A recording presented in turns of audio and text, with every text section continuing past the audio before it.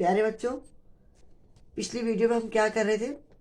पद परिचय पढ़ रहे थे ना, कि किसी भी पद का परिचय देना हो, जानकारी देनी हो उस पद के बारे में, शब्द के बारे में, तो कैसे देंगे। तो हमने पिछली बार पढ़ा जो क्या पढ़ा उस वीडियो में, कि पद परिचय देते समय दो प्रकार के होते हैं।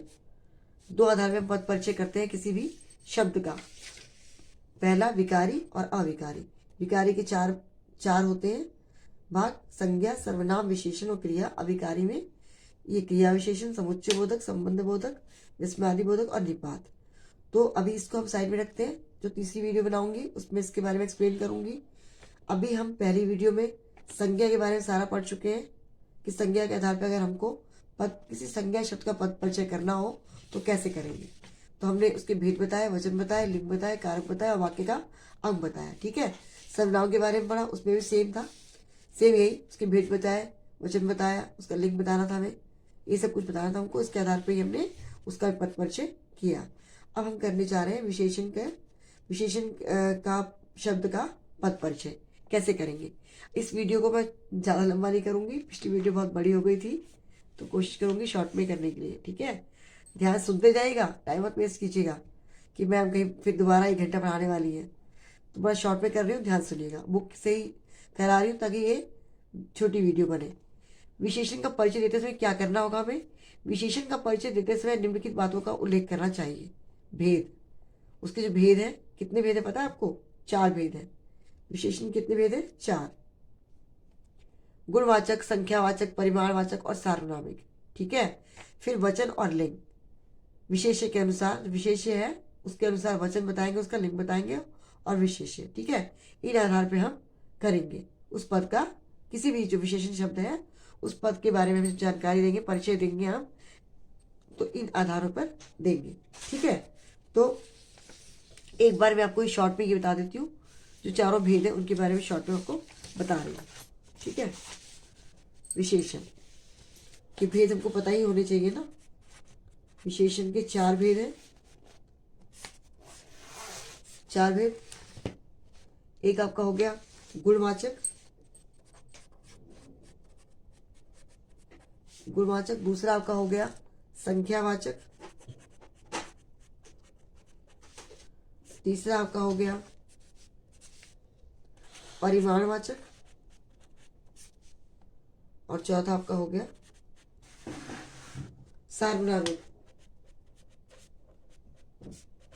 सार्वनामिक या संकेतवाचक। बहुत शॉर्ट में बता रही हूं, ध्यान सुनिएगा। पहला गुणवाचक। जब कोई भी शब्द संज्ञा का गुण बताए, दोष बताए, आकार बताए, रूप बताए, रंग बताए, गंध बताए, तो उसको हम कहते हैं गुणवाचक विशेषण। जैसे कि सफेद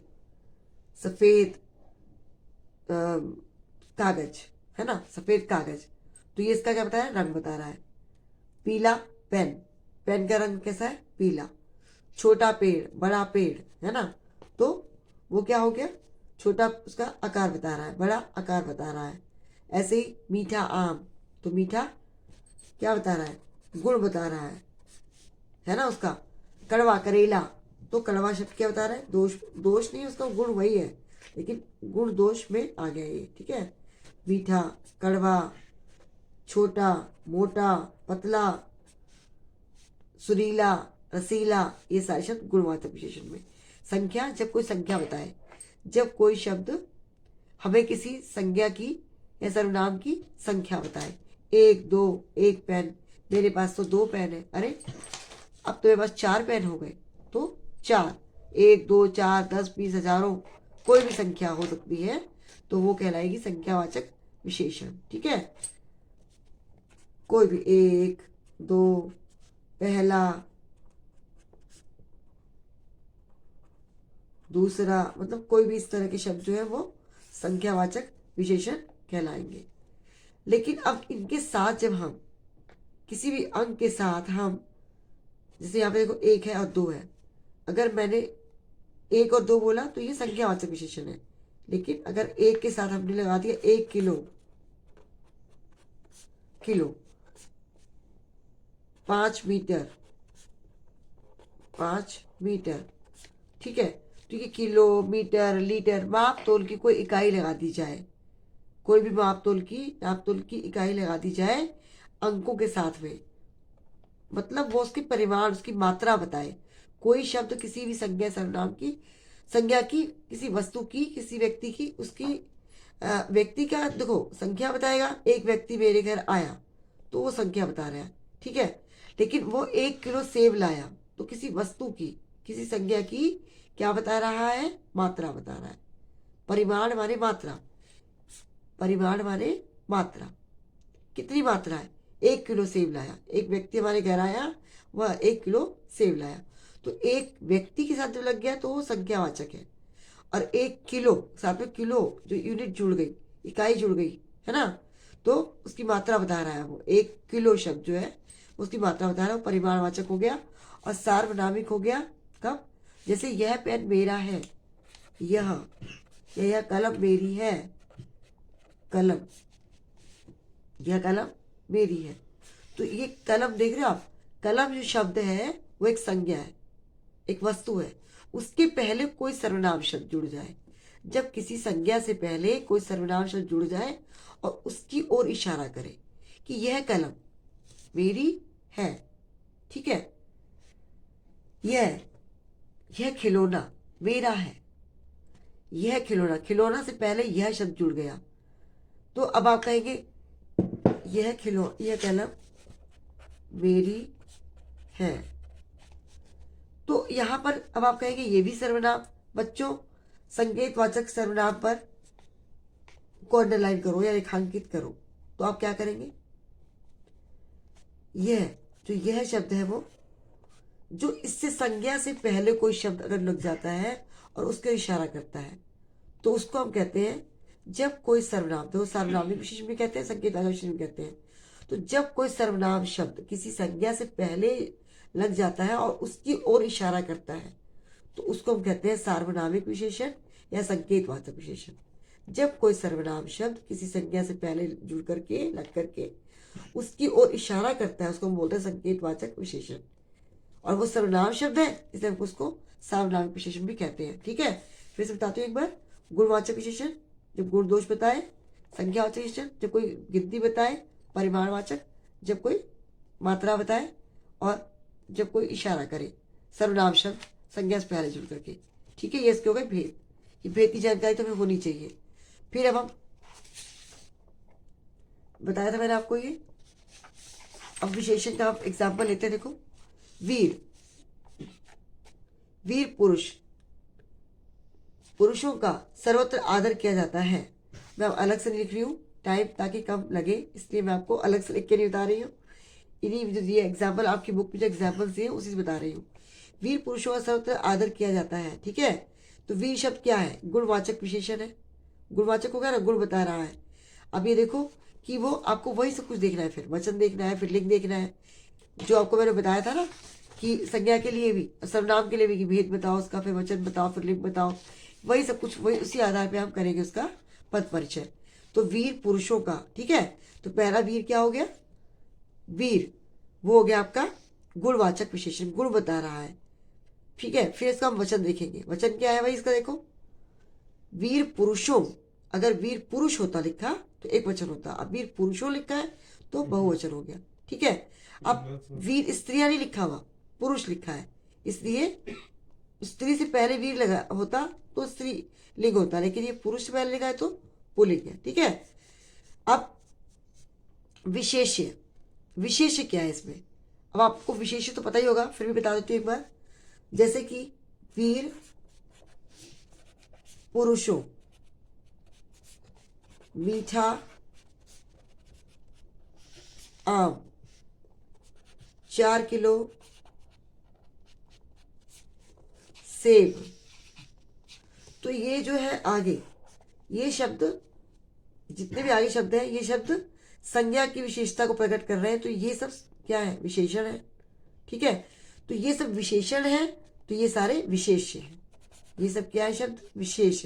जिन संज्ञा या सर्वनाम शब्दों की विशेषता बताई जाती है उन्हें कहते हैं विशेष्य, और जो शब्द विशेषता प्रकट कर रहे हैं उनको कहते हैं विशेषण, ठीक है।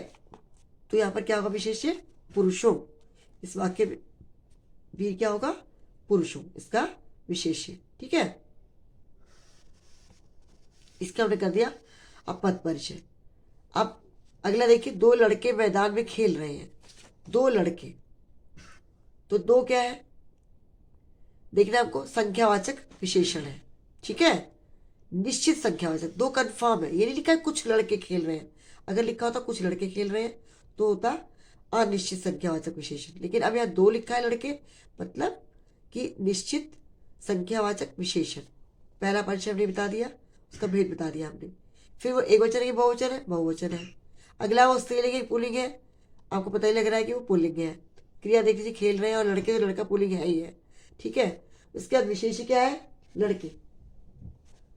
ठीक है, ऐसी कुछ लड़कियां, यहाँ पे कुछ क्या होगा? अनिश्चित। समझ गए? अनिश्चित संख्यावाचक विशेषण हो गया भाई। अच्छा, ये लड़कियां हैं, अगर लड़की होता तो फिर कोई एक लड़की नृत्य कर रही है, तो यहाँ पर होता एक वचन। यहाँ पे लड़कियां लिखा है तो बहुवचन। ठीक है, अनिश्चित संख्यावाचक विशेषण। ओके, फिर बहुवचन, क्योंकि लड़कियां इसलिए बहुवचन है। फिर स्त्रीलिंग हो गया। ठीक है, विशेष क्या है? लड़कियां। तो आपका एक कन्फर्म हो गया विशेषण का। अब नेक्स्ट आगे बढ़े, है ना, टाइम का भी ध्यान रखना है। क्रिया का परिचय। अब क्रिया की बात करेंगे हम। देखो, ये देखिए, संज्ञा के बारे में पढ़ चुके हैं पहली वीडियो में, सर्वनाम के बारे में पढ़ चुके हैं। इस वीडियो में हम विशेषण की बात कर रहे हैं। 4 मिनट में समझा दिया आपको। अब क्रिया की बात करने जा रही हूँ। ठीक है, क्रिया कैसे एक्सप्लेन करेंगे, क्रिया का पद परिचय कैसे करेंगे, समझाने जा रही हूँ। ध्यान से सुनिएगा। ओके, वैसे मुझे पता है ध्यान से सुन ही रहे होंगे, क्योंकि परीक्षाएं नजदीक है ना। तो चलिए अब क्रिया को समझते हैं। क्रिया का परिचय। जब क्रिया का परिचय, पहले तो क्रिया पता होना चाहिए। जिन शब्दों से किसी काम का करना या होना प्रकट हो उसे हम कहते हैं क्रिया। क्रिया के दो भेद हैं, अकर्मक और सकर्मक। ये सब आप प्राइमरी कक्षा में पढ़ चुके हैं। अकर्मक और सकर्मक, थोड़ा समझा देती हूँ शॉर्ट में ही। अकर्मक और सकर्मक। अ मतलब के बिना, स मतलब के साथ। अ मतलब के बिना, जब कर्म के बिना हो कोई वाक्य, कोई क्रिया कर्म के बिना हो तो अकर्मक क्रिया है। सकर्मक कर्म के साथ। ठीक है, के बिना के साथ। मोहन पढ़ता है, पढ़ता है, मोहन पढ़ता है। बस इस वाक्य में क्या क्या चीजें हैं? मोहन संज्ञा और पढ़ता है क्रिया, और ये सहायक क्रिया। ठीक है, तो ये अकर्मक क्रिया है। लेकिन जब हम साथ में लगा देंगे मोहन पुस्तक पढ़ता है, तो ये हो गया आपकी सकर्मक क्रिया। ये वाक्य अब बन गया इसके लगाने से कि इसके पढ़ने का, किसी क्रिया का प्रभाव किस पे पड़ रहा है? पुस्तक पर पड़ रहा है, तो कर्म भी साथ आ गया। ठीक है, तो अब वाक्य का भेद हम जाने अगर, तो वाक्य में क्या होगा? ये उद्देश्य है, ये सारा विधेय है, और ये विधेय का विस्तार है। ये है आपका उद्देश्य जिसके बारे में बात की जा रही है। क्या बात हो रही है उसके बारे में? क्रिया है ये, तो विधेय है, और ये विधेय का विस्तार है। तो ये वाक्य के अंग हो गए। ठीक है, क्रिया के भेद हो गए। अब देखिए, क्रिया का परिचय देते समय इन बातों को ध्यान रखना चाहिए कि किन बातों को ध्यान रखेंगे, किन आधारों पर पद परिचय करेंगे। भेद बता दिया मैंने आपको। अकर्मक, सकर्मक, संयुक्त, अपूर्ण सहायक क्रिया। ये देखो संयुक्त क्रिया हो गई ना, सहायक क्रिया हो गई साथ में। अब देखिए, सकर्मक क्रिया में एक कर्मक द्विकर्मक, जब दो कर्म, अगर मान लीजिए कि ये है आपका, ये आपको मैं एग्जाम्पल समझाऊंगी भी। ठीक है, अभी आपको सिर्फ पॉइंट्स बता देती हूँ, फिर मैं आपको एग्जाम्पल समझाती जाऊंगी सारा। क्रिया का पूरक, यदि क्रिया अपूर्ण है तो क्रिया का पूरक क्या है, वचन क्या है, लिंग क्या है। क्रिया के साथ जो जुड़ा है वचन और लिंग बताना है आपको, वाच्य बताना है, काल बताना है। भूत वर्तमान काल, भूत वर्तमान भविष्य काल। थोड़ा सा काल के बारे में मैं बता देती हूँ आपको, समय का भी ध्यान रखना पड़ रहा है मुझे। काल, काल के कितने भेद है? 3 भेद है। भूतकाल, वर्तमान काल, और तीसरा हो गया आपका भविष्यत काल।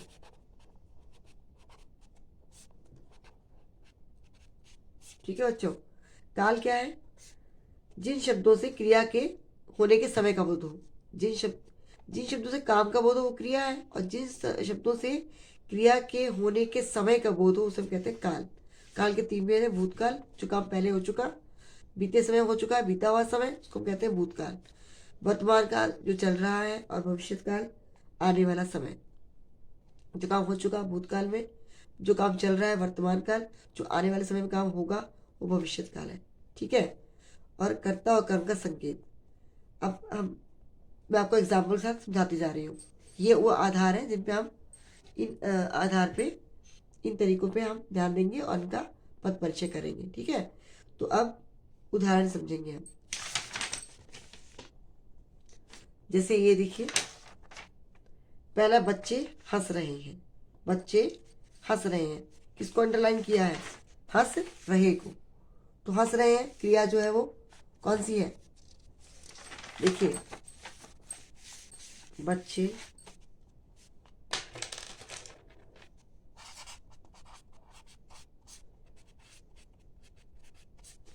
हंस रहे हैं। ठीक है, बच्चे हंस रहे हैं, इसमें हंस रहे को अंडरलाइन कर दिया है। अब देखिए, यहां पर इस वाक्य में सिर्फ कर्ता है, मतलब उद्देश्य, अगर वाक्य का हम भेद देखें तो उद्देश्य है और विधेय है। अगर हम देखते हैं कारक के आधार पर तो बच्चे इसका कर्ता है और क्रिया है। ठीक है, कर्म नहीं है यहाँ पर कि हंस रहे हैं, किसको देख के हंस रहे हैं, क्या मतलब हमें इसमें सिर्फ यही चीज नजर आ रही है कि कर्ता और क्रिया है, इसके अलावा उद्देश्य और विधेय, लेकिन यहाँ विधेय का विस्तार नहीं है, यहाँ पे कर्म नहीं है जिसपे कर्म का कोई बोध नहीं हो रहा है, तो ये हो गया अकर्मक क्रिया। तो पहला हम जब उसको पद परिचय करेंगे तो क्या लिखेंगे? पहला हम लिखेंगे अकर्मक, अकर्मक, ये अकर्मक क्रिया है। ठीक है। संयुक्त क्रिया है, संयुक्त समझ गया, संयुक्त मतलब मिले हुए, जुड़े हुए, एक क्रिया नहीं है, कई है, संयुक्त माने कई, तो संयुक्त क्रिया हो गई। अब देखो, बच्चे हंस रहे हैं ना, एक वचन अगर होता हंस रहा है, बच्चा हंस रहा है तो एक वचन होता, लेकिन बच्चे हंस रहे हैं इसलिए बहुवचन। अगला पॉइंट हम लिख देंगे, ये तो हो गया अकर्मक क्रिया, फिर हम लिख देंगे बहुवचन। ठीक है, ये हो गया। अब हमको लिंग बताना है, तो हंस रहे हैं अगर होता कि हंस रही है, लड़कियां हंस रही हैं तो स्त्रीलिंग हो जाता, लेकिन हंस रहे क्रिया का भी हम कर रहे हैं पद परिचय। ध्यान देना, हम पद परिचय जो कर रहे हैं वो इसका कर रहे हैं, इसका नहीं कर रहे हैं, हम पद परिचय इसका कर रहे हैं। तो मैंने आपको समझाया ऐसे कि करता है और ये क्रिया है। अब आपको बता रही हूँ इनका पद परिचय कर रहे हैं हम। हंस रहे हैं अकर्मक क्रिया है, बहुवचन है। अब लिंग बता रहे हैं इसका, तो हंस रहे हैं पुल्लिंग। ठीक है बच्चों, कर्तृवाच्य है, और काल कौन सा? वर्तमान काल है, वर्तमान काल है, अभी हंस रहे हैं, काम अभी चल रहा है, और कर्ता है बच्चे। कर्ता कौन है इसका? इसमें कर्ता शब्द, जो कर्ता काम करने वाले कौन है? वो है बच्चे। तो हम क्या लिख देंगे? अकर्मक क्रिया, बहुवचन। अकर्मक क्रिया के साथ ब्रैकेट में हम ये भी लिखेंगे संयुक्त क्रिया। ये देख रहे ना, हंस और रहे, हंसना भी क्रिया है, रहना भी क्रिया है, और ऐसा है क्रिया है, तो संयुक्त जुड़े हुए सब, तो ये संयुक्त क्रिया हो गई।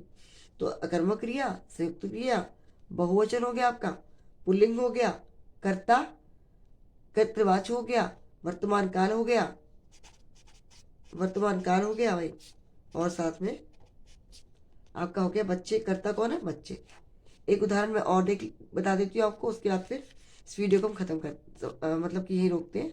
फिर जो अगला है ये आपका अभिकारी शब्दों के बारे में जानेंगे, वो नेक्स्ट वीडियो में। ठीक है। तो विशेषण मैंने करा दिया आपको, सर्वनाम करा चुकी हूँ, संज्ञा करा चुकी हूँ, क्रिया बता रही हूँ। एक दो उदाहरण मैं आपको और समझा देती हूँ, वो भी समझ लीजिए एक बार। देखिए, राम से उसने खाना नहीं खाया, उससे खाना नहीं खाया गया। ठीक है, उससे खाना नहीं खाया गया, खाया गया को अंडरलाइन किया है, आपको बताना है क्या है। खाया गया, खाया गया, पहले तो क्रिया बतानी है कि क्रिया कौन सी है। क्रिया सकर्मक। अगर सिर्फ उससे नहीं खाया गया, अगर ये होता ना सिर्फ उससे नहीं खाया गया, तो ये होती अकर्मक। लेकिन उससे क्या नहीं खाया गया, जब क्या का जवाब मिल जाए तो सकर्मक क्रिया होती है।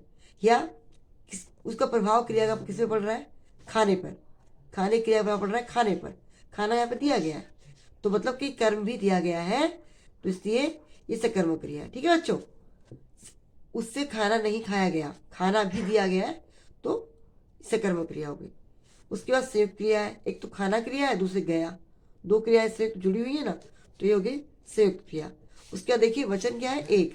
एक बच्चे की बात हो रही है, उससे एक व्यक्ति की बात हो रही है, तो भैया ये हो गया एक वचन। अब आगे बढ़ते हैं, पुलिंग, क्योंकि वो अब उसने खाना नहीं खाया, देख के लग रहा है कि ये एक पुलिंग की बात हो रही है, पुरुष जाति की बात हो रही है।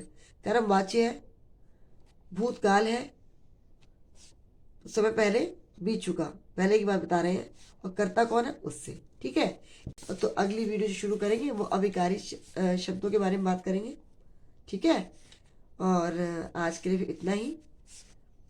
नेक्स्ट वीडियो में आप पढ़ेंगे अभिकारी शब्दों के बारे में।